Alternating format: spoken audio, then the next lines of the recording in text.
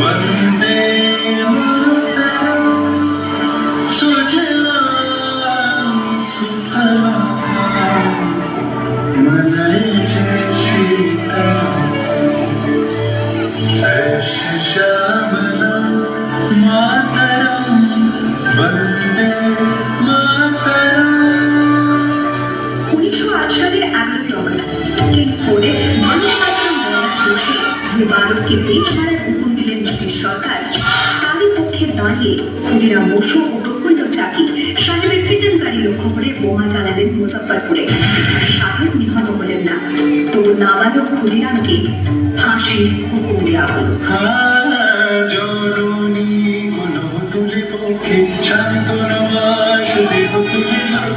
কাঁদিছে তব চরম পদে 300 কোটি নরনারী।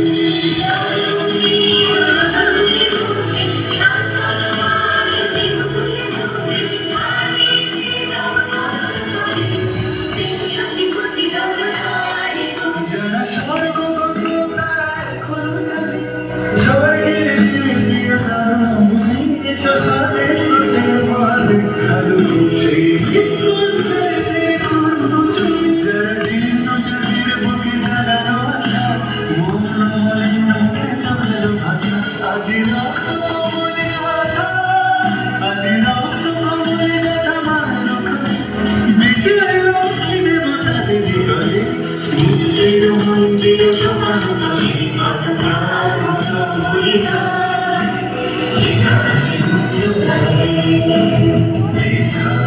আছে অশ্রু জলে আমি হাসি হাসি পড়ব ফাঁসি দেখবে ভারতবাসী একবার বিদায় ঘুরে আসি। 18 এপ্রিল 1918 মাস্টারদা সূর্য সেন ও তার 65 জন শিষ্য মিলে পরিকল্পনা করে চট্টগ্রামে ব্রিটিশ পুলিশের অস্ত্রাগার লুট করে এবং তারপরে লুকিয়ে আশ্রয় নেয় জালালাবাদ পাহাড়ে। এর 4 দিন পর ব্রিটিশ বাহিনী খুঁজে বার করে মাস্টারদা ও তার সঙ্গীদের। সেদিনের অস্তমিত সূর্য ছিল সূর্য সেনের রক্তে রাঙা।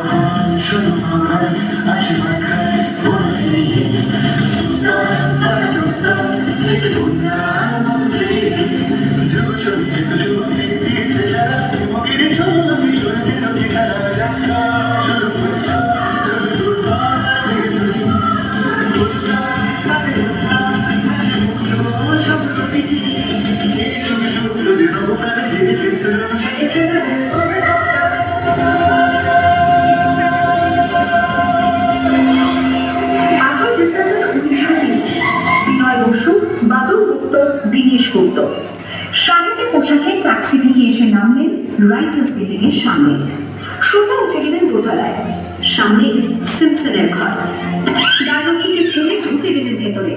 বন্দুকের আওয়াজে পৌঁছে উঠল রাইটার্স। লুটিয়ে পড়লেন সিমসন। এরপর রাইটার্স বিল্ডিং এর অলিন্দ বারবার গর্জে উঠল বিপ্লবীদের গুলির শব্দে।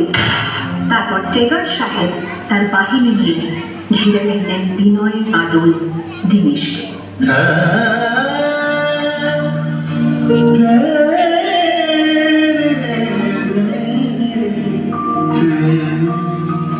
দুর্গমুখের কান্তা মরুদস্তর পারাপারে লঙ্কিতে হবে রাত্রি শীতে যাত্রীরা বসিয়া। 19 সেপ্টেম্বর 1942 তমলুকের মাটিতে কয়েক হাজার ভারতীয়কে নিয়ে যিনি পুলিশ স্টেশন ঘেরাও করার লক্ষ্যে হেঁটেছিলেন, সেই সত্যরুদ্ধ মানবদিনী হাজরা পুলিশের নির্মম পরিচালনা ও লাঠিচার্জ সত্ত্বেও তার হাতের পতাকাটি মাটিতে তুলে দেন। আর ঠিক তার পরের বছর 1943 ডিসেম্বর জাপান সরকারের অধীনে থাকা আন্দামান দ্বীপ সেদিন হস্তান্তর করা হলো ইন্ডিয়ান ন্যাশনাল আর্মিকে। বোর্ডের মাঠে তিরঙ্গা পতাকা তুললেন সুভাষচন্দ্র।